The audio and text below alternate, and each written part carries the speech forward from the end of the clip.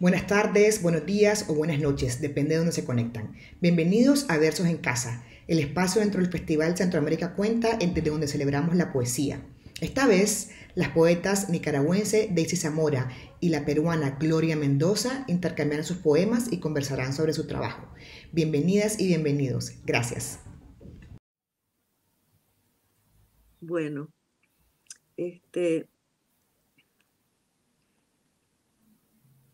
yo quiero empezar este programa eh, hablando de tu poesía, Gloria, porque recientemente has recibido varios homenajes y, y hay opiniones sobre tu obra, como por ejemplo la de la doctora Giovanna Minardi, que participó en el último panel que hubo en el Perú, ¿verdad? Sobre tu obra. Y ella dice, la poesía de Gloria Mendoza lo que afirma la chicana, la poesía de Gloria Mendoza lo que afirma la chicana Gloria Ansaldúa sobre la frontera. Esta crea una nueva modalidad relacional entre las culturas, una poesía puente, una lengua al lado de otra, atravesando fronteras, no guerreando en las fronteras, sino que esto signifique anular las tensiones sociales, plasmar un conciliante mestizaje. Entonces, ella habla de que tu poesía no guerrea, sino que busca anular las tensiones sociales y plasmar un mestizaje, un conciliante mestizaje. Y bueno, yo conozco la obra de Gloria eh, Ansaldúa y ella mucho ha escrito, o mucho escribió sobre la poesía de la frontera. Y lo que dice Giovanna Minardi eh, se complementa un poco con lo que yo dije de tu poesía, pero bueno, lo primero que quería preguntarte es, ¿qué opinas de lo que dice Giovanna, de tu obra, de tu poesía? Con Giovanna Minardi nos conocemos hace muchísimos tiempos. Somos camaradas, amigas, y tenemos un respeto mutuo entre las dos.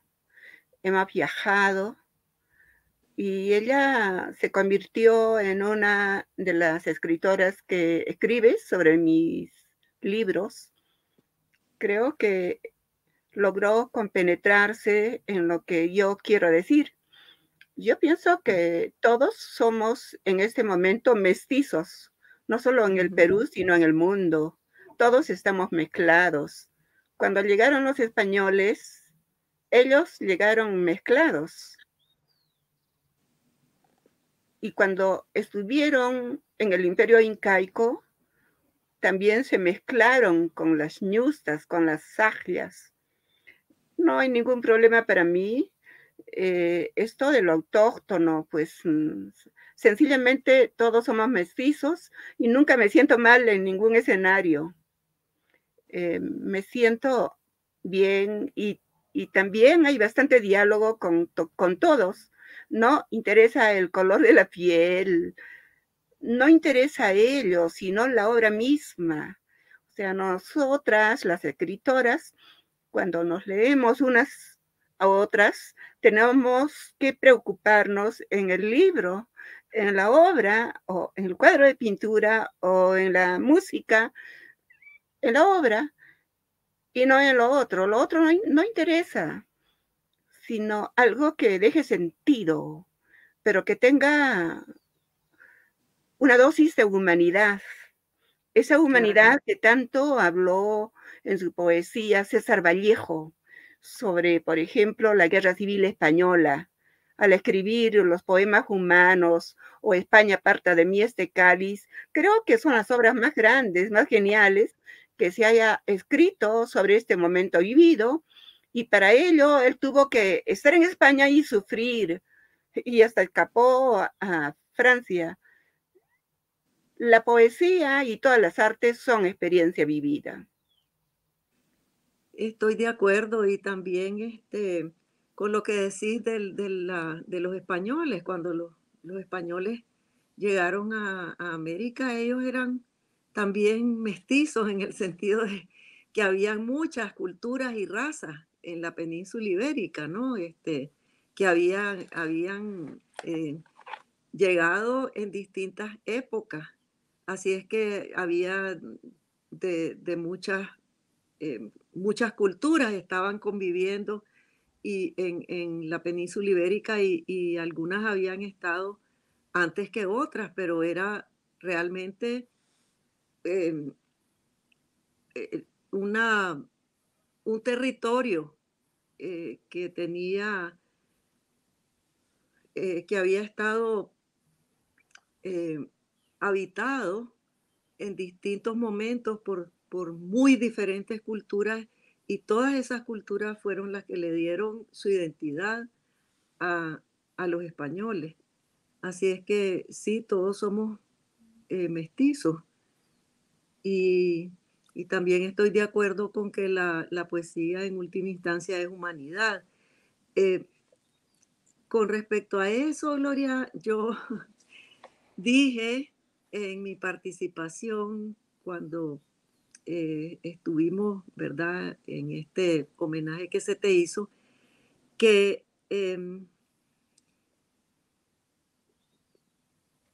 que, que yo agrego que tu poesía es también latinoamericana y humanista, que es lo que acabas de decir, y feminista, que a pesar de que vos digas que no sos feminista porque no sos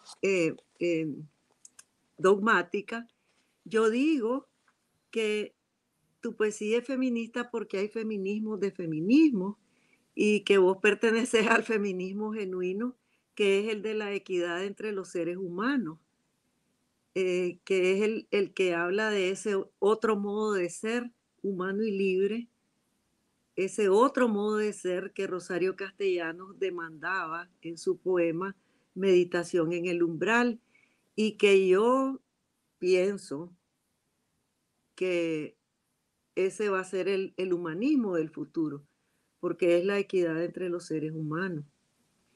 Así es que, ¿qué, qué pensás vos? ¿Estás de acuerdo con que en última instancia tu poesía sí es feminista también?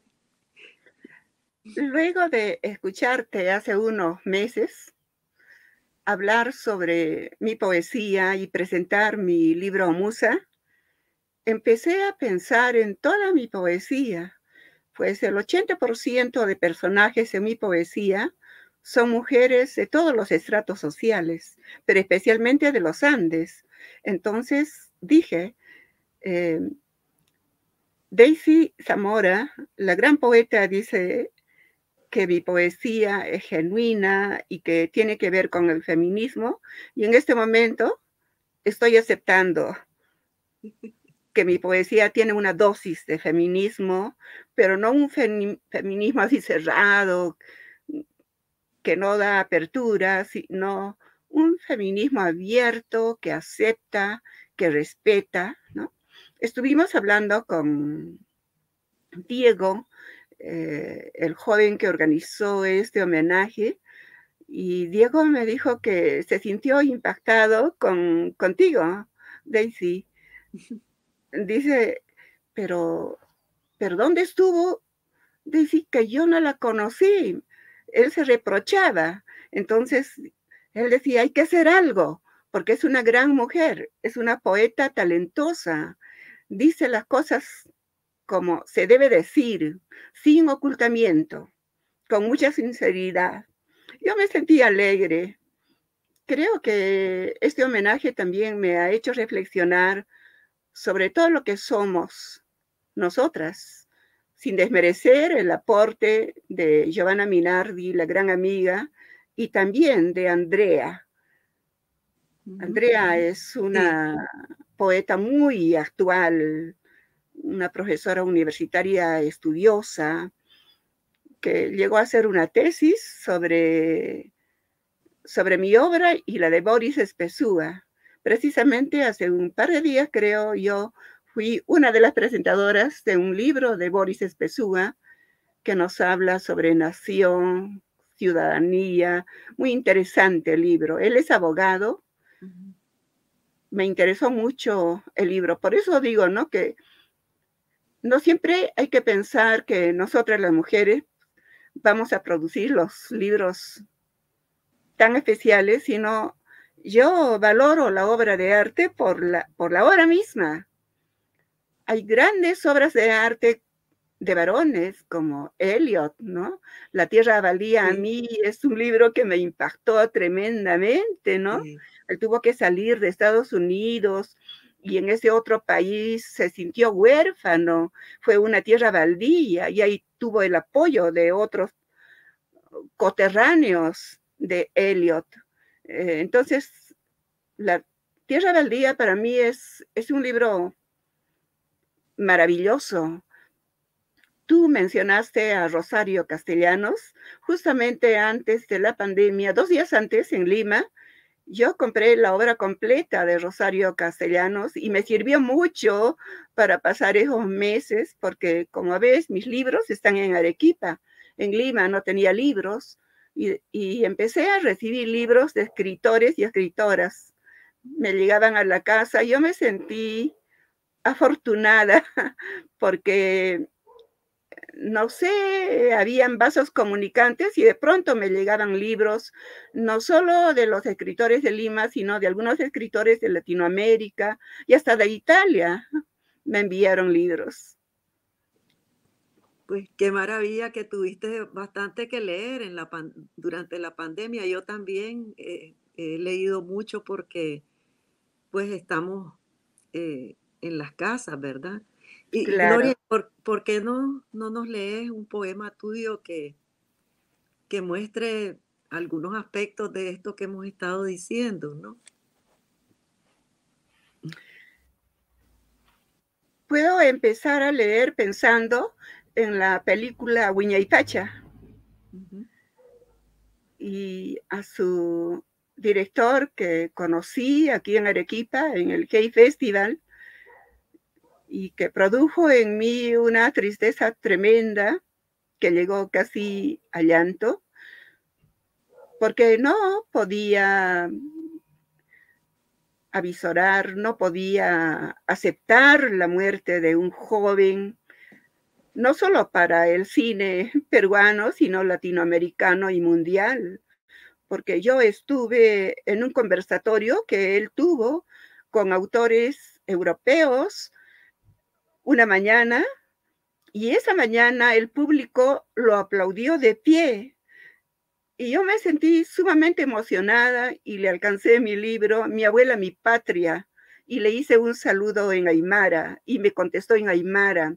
Así como a ti te digo, Suma Culiaquita. Entonces también conversamos con él y él se sintió emocionado con el libro y hemos podido dialogar con este director de la película y cuando fui a Lima vi que todas las salas de cine estaban con la película de él, Huayna, porque Huayna va a hablar de una campesina, de una ancianita, de una parejita que vive en las montañas y que su hijo se fue y no regresó jamás. Entonces apareció una pintora que escribió y pintó un cuadro de pintura donde está una ancianita aymara y yo le escribí este poema, pero que de alguna manera va a repetir eso que hizo Óscar Catacora con Huayna.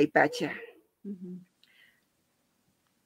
Yo converso con el cuadro de pintura.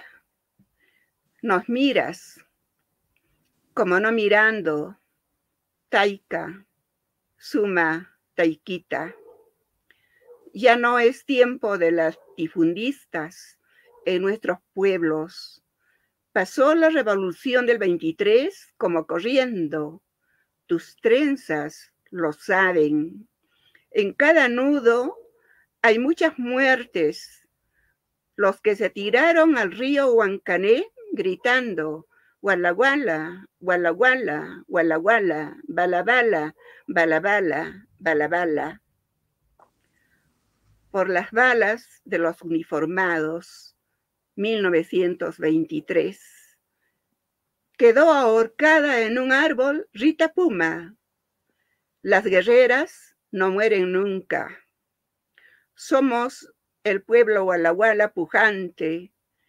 Tu pollera aroma a muña lo sabe. Te esperamos cubierta por la furia de los cielos. Cielo iracundo tu mirada, tacho vaporoso de salvia, el atardecer. Te dejaron, se fueron. Viento violeta te sostiene para no caer.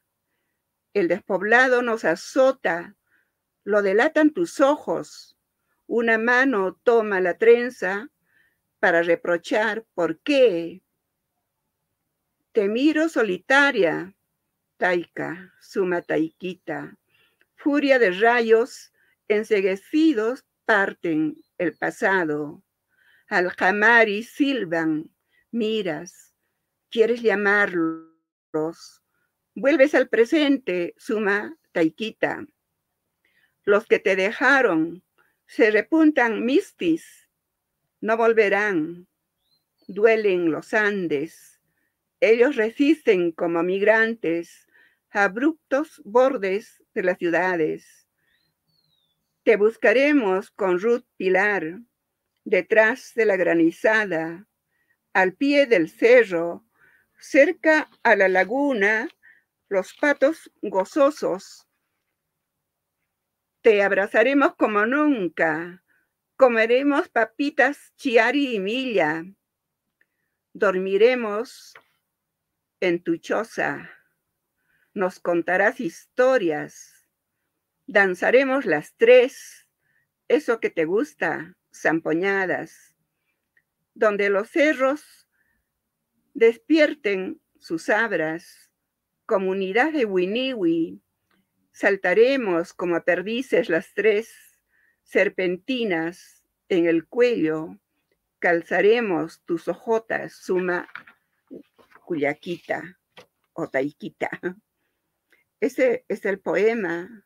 Cuando yo digo Walla Walla es porque los campesinos no podían pronunciar la bala. Entonces los campesinos aymaras decían, porque se acercaban los uniformados, el ejército, Walla Walla, Walla Walla, y abajo había un río. Entonces cuando ellos decían Walla Walla, tenían que tirarse al río. Y muchos murieron en el río. Por eso digo Walla Walla, Bala Bala. Y cuando pasaron los años, Walla Walla se ha convertido en un signo de pujanza, de grandeza. Huancaneño, Walla Walla, es ser valiente. Es todo. Muy, muy bello tu poema y con imágenes y metáforas muy poderosas, porque cuando decís que en cada nudo de la trenza hay muerte, es impresionante, y también comparás a los Andes con los migrantes, es decir, la fortaleza y la persistencia de los migrantes como la de la cordillera andina. Muy hermoso. Te toca leer tu poema y hablar un poco de tu poema. Bueno, como estábamos hablando de que el feminismo genuino tiene que ser humanista y es acerca de otro modo de ser, ¿no? Humano y libre. La palabra, cuando es verdaderamente humana, es un puente, ¿no? Y yo también dije eso de tu poesía, la palabra como puente, como manos que nos unen de pueblo en pueblo, de país en país, de continente a continente, porque antes hablábamos que, no en este programa, pero antes hemos hablado vos y yo, que la poesía que nos interesa es la poesía que tiene que ver con el mundo, ¿no? No, por supuesto que no estamos diciendo que otro tipo de poesía no tiene validez. Claro que sí, la poesía es inabarcable y todos los modos y las maneras de escribir poesía tienen cabida en la poesía, pero creo que cada uno y cada una tiene como su familia poética, ¿verdad? Así como tenemos familias de sangre, tenemos familias de poetas. Entonces, dependiendo de la sensibilidad de cada quien, nos acercamos más a cierto tipo de poesía que a otro. Entonces, dentro de ese contexto, pienso que el, la- la- el amor, cómo se entiende el amor, es importante en cuanto a el avance que podemos tener como humanidad, porque en la relación amorosa y en todo lo que tiene que ver con el amor, estamos condicionados por muchos prejuicios. La vez pasada yo te platicaba de esta antropóloga mexicana extraordinaria, Marcela Lagarde y de los Ríos, que escribe sobre los cautiverios de las mujeres en un libro fundamental que ella publicó hace muchos años. Y a mí me ha interesado mucho ese aspecto. Entonces, con Ernesto Cardenal hablábamos mucho sobre el amor. Claro, él era un místico y entendía el amor de una manera universal y como un principio de vida y de evolución. Y en esas pláticas sobre el amor, yo le escribí un poema que se llama Ars Amandi, que es una especie eh, de tal vez una especie de monólogo mío acerca del amor, ¿no? Y se lo dediqué a él. Entonces voy a leerlo. Porque cuando hablábamos, él me decía que, que él tenía un amor extremista, que él era un extremista del amor. Entonces yo comienzo el poema Arsamandi diciendo: yo nací también para un amor extremista y conozco a tantos y tantas que buscan ese amor y no lo encuentran, y cuántas y cuántos que sin saberlo siquiera lo poseen.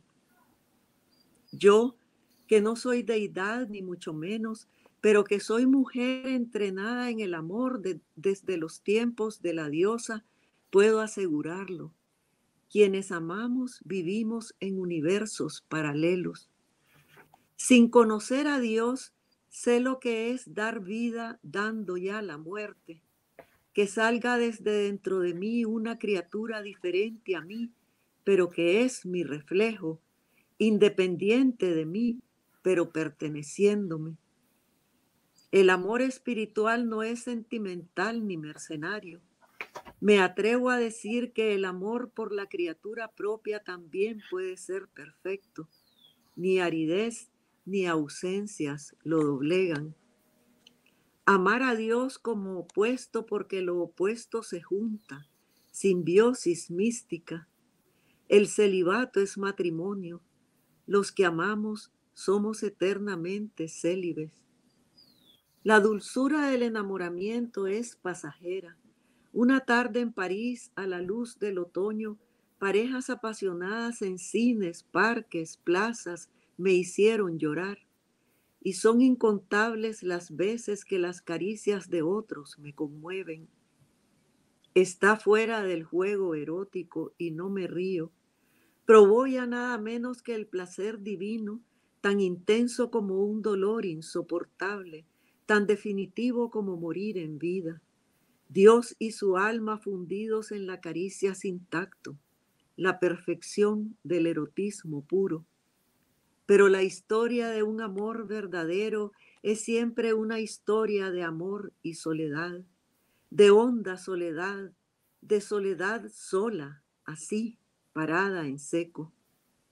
La suerte de ser correspondido. Sor Juana, por ejemplo, también amó en extremo y Dios no le dio entrada. El cielo se cerró hostil al ambicioso vuelo de su espíritu. La noche de Sor Juana fue en verdad oscura, noche inmensa, construida a pulso sobre el vacío. Experto en erotismo sin los sentidos, debe entender la angustia del poeta Bandeira por su alma, que le arruinaba el amor al no encontrar satisfacción en otra alma. Las almas, decía, son incomunicables. Y también dijo, al contacto de mis manos lentas, la sustancia de tu carne es igual a la del silencio. Si de no esperar nada se trata el amor místico, puedo entenderlo. La sustancia del amor está hecha de silencios, de plenitud, de ausencia. Sin vislumbrar el rostro de la belleza, amo lo bello, efímero, pero también amo lo que no es. Que unos párpados cerrados recuerden un poema de Eluard y que se acaricie en unos brazos alguna cosa más allá de la carne, que se los toque como al ámbar de una tarde. Lo erótico va más allá del cuerpo. El amo ha de morir y yo moriré también. En el gozo del más íntimo abrazo tiemblan estremecidos nuestros cuerpos que morirán, no importa cuánto nos amemos. Pero mi amor no se engorda ni aburguesa, y el rostro del amado para mí no envejece. Amar aceptando que no poseo al otro y que yo me pertenezco solo a mí misma. Nuestros cuerpos se unen respondiendo al deseo con el deseo, pero nunca serán un solo cuerpo. Amar sin miedo a la soledad y al tiempo. Los convencionalismos son enemigos del amor. Vivir en el amor es asumir los riesgos. Después voy a leer la segunda parte del poema porque voy del amor, ¿verdad? De ese concepto del amor a cómo el amor es utilizado por el poder y por los políticos. ¿Puedes leer? Entonces, cuando volvamos a leer, pues voy a leer esa parte. Interesante tu poema porque habla del amor desde todas las perspectivas del mundo de Ernesto Cardenal, ¿no? Lo místico, lo guerrero, Sí. todo, ¿no? Y realmente él pues era un poeta batallante. Yo lo conocí en Cusco. Recuerdo que estaba en primer año de universidad y Ernesto Cardenal lo buscó a un poeta que fue mi profesor en la universidad, Luis Nieto Miranda, muy querido, y todos le decían que era un poeta de batalla, ¿no? Y Ernesto Cardenal lo buscaba a él y estaba con él. Entonces, en Cusco hicieron una escenografía tremenda en la Plaza de Armas y dieron un recital, Nieto Miranda con Ernesto Cardenal. Fue un recuerdo hermoso y todo lo que tú dices en tu poesía, pues es cierto.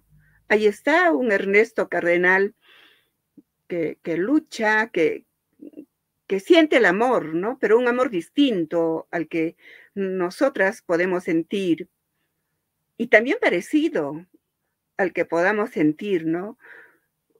Un amor por las cosas que parecen más insignificantes, pero son significantes para él y para nosotros. Por eso lo comprendemos y en este momento es un poeta universal porque Es conocido en todo el mundo. Sí, sí. Mi poema hace una especie de, em, comparación, ¿no? Entre lo que es el amor místico y lo que es el entendimiento del amor para mí, ¿no? Claro, Que es, digamos, que uno ha dado vida y sabe lo que es ya dar vida dando la muerte, porque al dar vida uno da la muerte. Y sabe del amor a la criatura propia, que no hay nada, ninguna soledad, ninguna aridez lo doblega. Y después el amor de pareja, ¿no? Que eh, aprender a amar sabiendo que la otra persona no te pertenece y que una se pertenece solo a una misma. Y aprender a amar así, que es un entendimiento del amor diferente, ¿no? Sin cautiverio. Y hacia eso es que eh, debería, deberíamos digamos, enfilarnos como especie, que tiene que ver también, y en ese sentido de ser un amor, digamos, generoso, respetuoso de las diferencias, es claro. como el amor místico, que es un amor que engloba todo. Bueno, pero ahora, pues decime algo de tu poesía que quisieras compartir. Bueno, hablando del amor, puedo compartir un poema que es un amor distinto porque es un amor a mi lapicero. Yo tenía un lapicero que lo quería mucho. Tenía los colores de la naturaleza, un poco transparente, un poco de fucsia, de verde, de amarillo, con un significado especial para mí, ¿no? Y yo viajé a algunos países, pero siempre con mi lapicero. Y un día que me iba a la Escuela de Bellas Artes, al bajar del carro, cayó el lapicero y fue triturado por las llantas del carro. Y yo me sentí muy mal porque es como si una persona hubiera muerto. Entonces le escribí este poema a mi lapicero. No sé qué te parece a ti escribir un poema a un ser inanimado. Me parece que la poesía abarca todo, Gloria, y se puede escribir poesía a lo que uno quiera. Pero en realidad es un amor pues a un lapicero, ¿no? Que me acompañó por todos los lugares que yo transité, ¿no? Claro, tenía un significado particular, especial para vos. Sí. Este es de mi libro Amtaciña. Este libro Amtaciña, el 2013, llegó a estar seleccionado como uno de los mejores libros entre 5 autores, ¿no? O sea, los 5 eran buenos libros. Yo creo era la única mujer del grupo, los demás eran varones. En el recuento que suelen hacer de la literatura, en este caso con respecto a la poesía, llanto en el accidente de mi lapicero ecológico.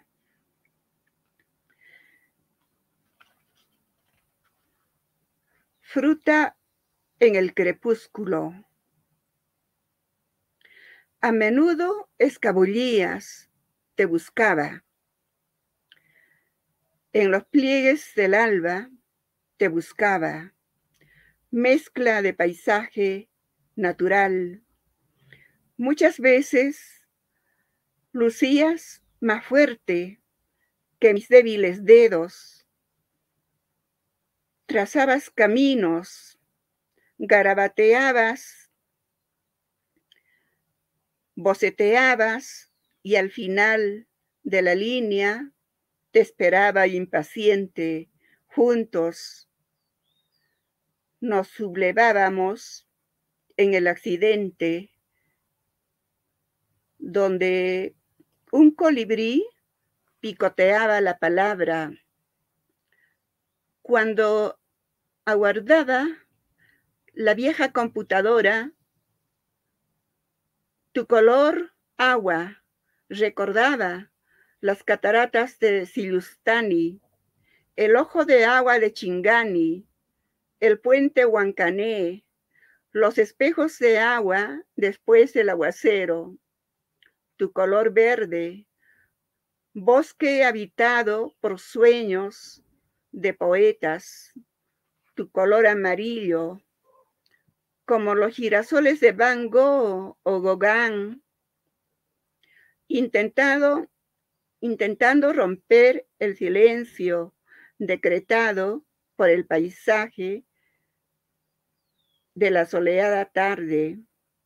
Ya no estás aquí, llanto por ti, porque tú abriste el camino de mis palabras en el laberinto de fantasmas.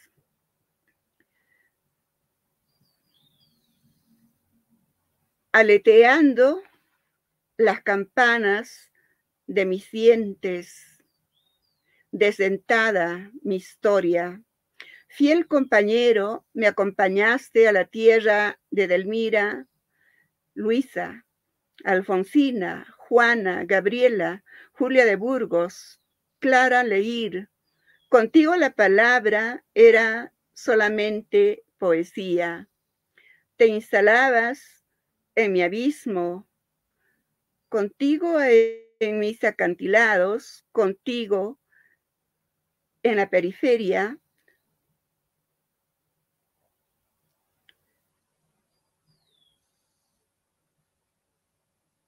Ahora estás triturado, ya no puedo recomponerte.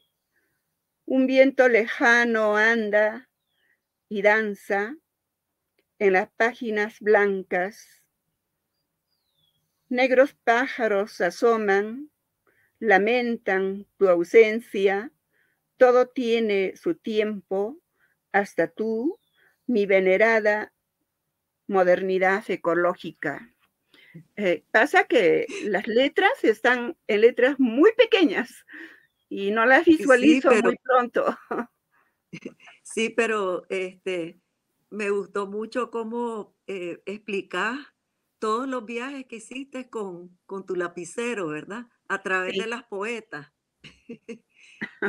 porque fuiste digamos, a Puerto Rico, a Uruguay, a Argentina, con él, ¿verdad? Con tu lapicero, cuando hablas a Chile, si hablas de Julia de Burgos, de Alfonsina, de Elmira, de Gabriela, es porque tu lapicero te iba acompañando en todos tus viajes. sí. Y bueno, siempre los poetas y las poetas sacamos poesía de todo. Este, Más adelante yo voy a leer un poema sobre las redes sociales, que, que no son nada poéticas, pero eh, por el momento voy a terminar la segunda parte de este poema, Arsamandi, porque, como te dije, se refiere a la utilización del amor por parte de los políticos para adulterarlo y engañar, pues, y tener poder. Entonces, eh, me, esta segunda parte del poema empieza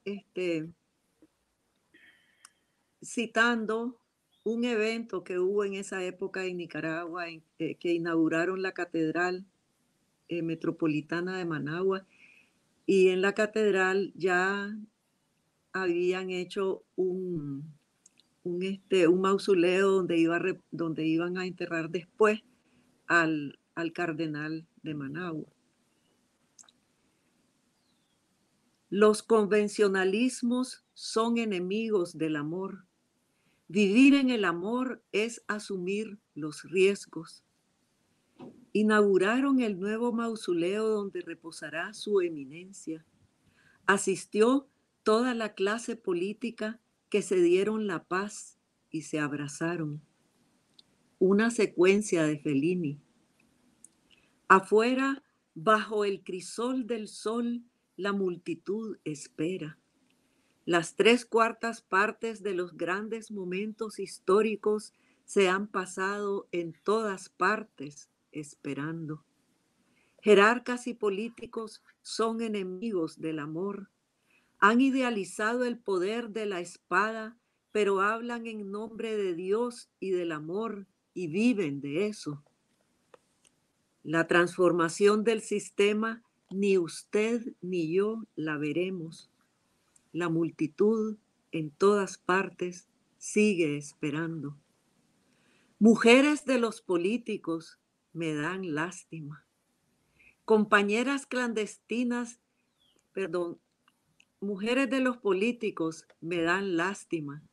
¿Creerán en ellos? Compañeras clandestinas de curas y jerarcas me dan más lástima. Entiendo su renuncia por amor a Dios, porque es amor verdadero. Usted no esconde a ninguna pobre mujer bajo su cama. Renuncia y entrega también es amor. Por eso nunca entendí el poder. Conozco a extremistas del amor que ni siquiera tienen el consuelo divino ni el poder, solo el poder de su amor extremo. No todos los versos de amor se escriben en vano. Termino con una referencia a un epigrama de Ernesto que dice que le dice: muchachas que leéis mis poemas, sabed que una vez los escribí para una como vosotras y fue en vano. Entonces por eso termino diciendo: no todos los poemas de amor se escriben en vano, porque discuto ahí la concepción del poder, ¿no? Que el poder no es el poder para servir, que sería un poder que tendría como raíz el humanismo, sino, y el humanismo pues en su sentido más amplio, que es el amor, sino que es el poder para adquirir más poder, el poder por el poder mismo. Y es otra cosa que yo digo, bueno, la humanidad va a evolucionar cuando entendamos el poder para servir a otros. Y hasta cierto punto me entusiasma algunos ejemplos que veo en la actualidad de líderes, algunos varones, pero sobre todo mujeres que han empezado a ejercer el poder de una manera diferente. Por ejemplo, Angela Merkel en Alemania fue una excelente líder, ¿verdad? Que dejó su país en muy buenas condiciones y ella tenía conciencia plena de que estaba para servir. Después hay esta primera ministra de Nueva Zelanda, Jacinta Ardern, que está haciendo cosas muy, muy interesantes. Y está también Sanna Marin de Finlandia, que todo el gabinete o gran parte de su gabinete son mujeres, es decir, hay muchas mujeres en su gabinete y todas jóvenes, y están haciendo cosas extraordinarias. Y también en Dinamarca hay otra líder que se llama Mette Frederiksen, que está haciendo cosas muy buenas. Y en Taiwán, la presidenta de Taiwán, Tsai Ing-wen, ha hecho mucho por su país y precisamente Nicaragua acaba de romper relaciones con Taiwán, que había ayudado extraordinariamente a Nicaragua, sin pedir nada a cambio, lo cual es inaudito pues en las relaciones internacionales.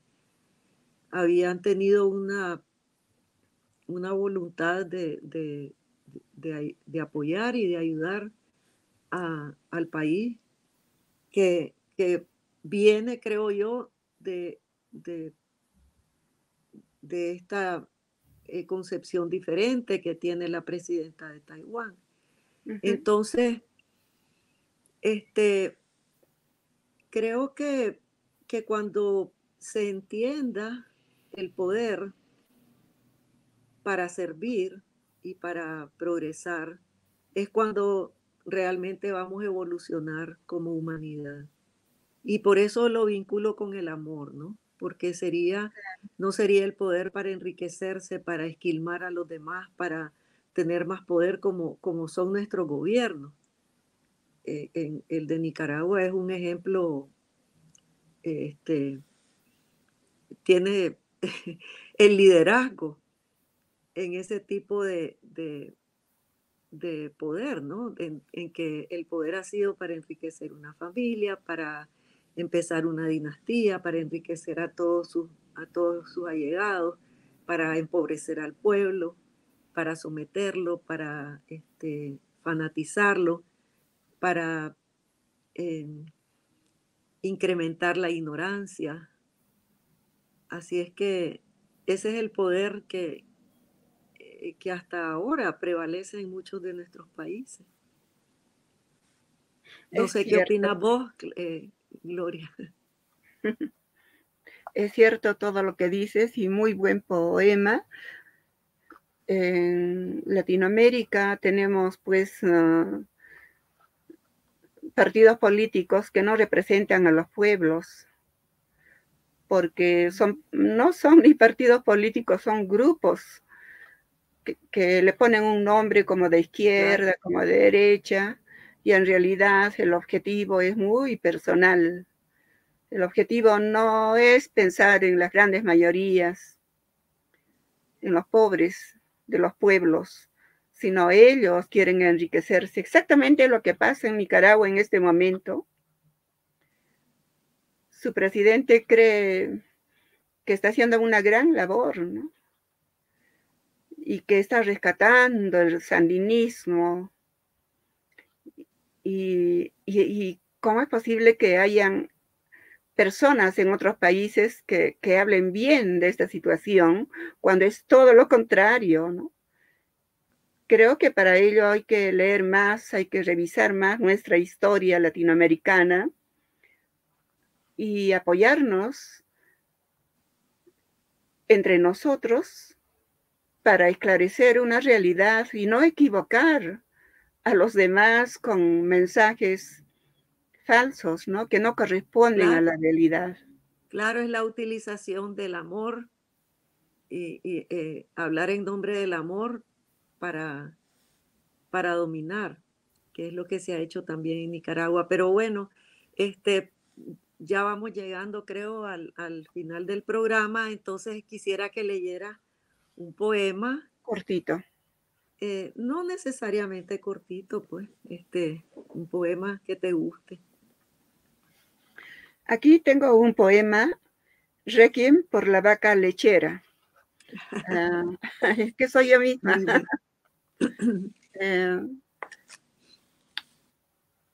Muchos años se hablaron de la leche Gloria. En el Perú tenemos la leche Gloria, que es un enlatado. Y se decía que la leche Gloria no era tan leche, que estaba mezclada, que era falsa la leche Gloria. Y como en todos los programas de televisión, en los medios periodísticos, se hablaba de la leche Gloria, y yo sentía pena por mí. Decía, pero yo soy esa leche Gloria, y escribí un poema. Requiem por la vaca lechera. Yo, Gloria, me da pena la vaca Gloria. Siento su sabor y color. Niña aún, estuve bajo sus ubres. Mi mirada era blanca de asombro cuando hervía ese celaje en la casa paterna. Una constelación de estrellas blancas en los ojos ojeaba el cielo nublado un cielo de leche. La televisión habla de la vaca Gloria. Asumo ser yo la que habla sobre la vaca. Asumo ser yo la que muge poesía. Me golpea el corazón. Siento que soy culpable sin serlo. Cuando dicen que no es tan leche, yo, Gloria, me da pena la vaca Gloria. Es todo el poema. Recuerdo que hace un par de años, antes de la pandemia, hicieron una lectura de poesía y al final me presentaron a mí. Y yo dije, tal vez se olvidaron, ¿no? ¿Por qué no me llaman? En silencio. Pero me habían reservado al final y no permitieron que yo elija el poema, sino me entregaron este poema. Y cuando leí este poema, todo el público se paró y cantó Soy la vaca lechera. O sea, terminó muy lindo el recital poético o la Ya, lectura poética. sí, la poesía provoca muchas cosas y esa es la maravilla de la poesía. Bueno, yo voy a terminar con un poema que tiene cierto humor negro, pero que está basado en una oración que se ha considerado poema de Santa Teresa de Jesús. Yo estudié en el colegio teresiano que era, digamos, modelado con la vida, siguiendo el ejemplo de la vida de Santa Teresa de Ávila, Teresa Cepeda y Ahumada. Y entonces la formación que nos dieron en ese colegio, esa formación teresiana, creo que fue importante en mi vida para tener conciencia de muchas cosas. Pero bueno, en este momento ya no tenemos mucho tiempo. Entonces voy a leer el poema que se llama Postal Teresiana a una amiga sobre las redes sociales y se basa en ese poema de Santa Teresa, pero cambiándole el sentido, ¿no? Que la avalancha de fotos de gentes que postean solo bellezas no te turbe. Que no te espante comparar tu vida con sus vidas plenas y exitosas, tu familia con sus familias de las que tantas maravillas cuentan. El afán de mostrar al mundo los triunfos propios y de sus vástagos es en vano. Que te baste ser vos misma. Quien a sí misma se tiene, nada le falta, pues al final todo se pasa, porque la muerte no se muda y su paciencia todo lo alcanza. Qué interesante. La Entonces, muerte nos acecha en cualquier momento. sí, cambio las palabras de Santa Teresa para decir otras cosas. Bueno, entonces, no sé si quisieras decir algo para despedirnos de nuestro eh, público, de nuestros oyentes, agradecerles a Centroamérica Cuenta, ¿no? Esta invitación. Así es que Agradecemos a Centroamérica por habernos invitado a esta lectura de poesía que a mí me cayó de sorpresa porque es la primera vez que participo en una lectura así y me siento muy contenta porque además este diálogo y esta lectura de poesía sea con una poeta que yo admiro mucho, creo bastante en ella, Daisy Zamora, una mujer ejemplar, una poeta paradigmática. ¿Cuántas quisiéramos ser como ella?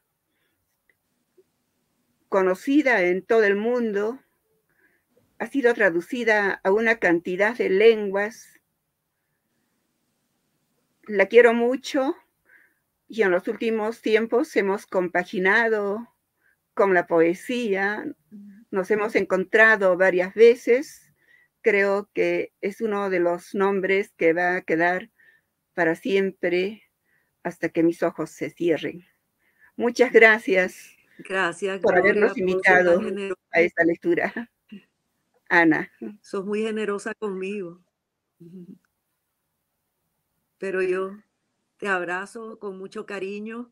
Te agradezco tu generosidad y quiero agradecer a Sergio Ramírez, a María Valeria y a Claudia Neira y a María Valeria Cuadra, perdón, esta invitación que nos han hecho y me ha encantado estar con vos, Gloria, porque todos los programas han sido un poeta y una poeta. Estamos inaugurando un diálogo de dos poetas, de dos mujeres que somos poetas. Entonces estamos inaugurando una nueva modalidad en Centroamérica Cuenta y en Versos en Casa.